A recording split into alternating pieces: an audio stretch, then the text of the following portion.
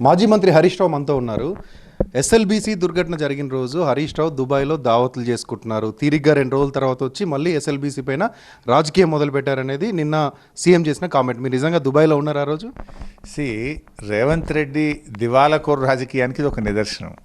మా దుబ్బాక శాసనసభ్యులు నా సహచరుడు కొత్త ప్రభాకర్ రెడ్డి గారి బిడ్డ పెళ్లి ఫంక్షన్కు నేను 21వ తేదీ దుబాయ్కి వెళ్ళాను. ఈ సంఘటన జరిగింది 22వ తేదీ ఉదయం. ఈ సంఘటన ఎప్పుడు బయటకు వచ్చింది? 22వ తేదీ మధ్యాహ్నం 11-12 గంటల నుంచి బయటకు వచ్చినటువంటి విషయం. నేను వెళ్ళింది 21వ తేదీ. నాకేమైనా కలబడుతుందా ఈ సంఘటన జరుగుతుందని? అయినా నేను అర్థం కాక అడుగుతున్నాను.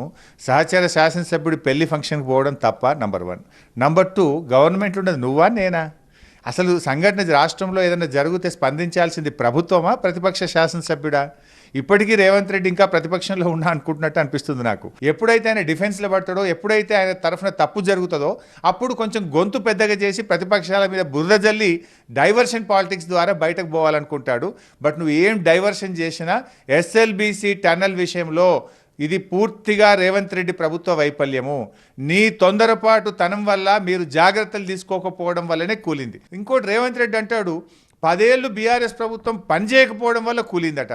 నేను ఐఎమ్ ఛాలెంజింగ్ రేవంత్ రెడ్డి. ఒకవేళ 10 ఏళ్లలో మేము పని చేయలేదంటే నేను ఎమ్మెల్యేగా రాజీనామా చేస్తా, మళ్ళీ పోటీ కూడా చేయ. నువ్వు ఒకవేళ 10 ఏళ్లలో పని జరిగి ఉంటే ముఖ్యమంత్రిగా రాజీనామా చేస్తావని ఛాలెంజ్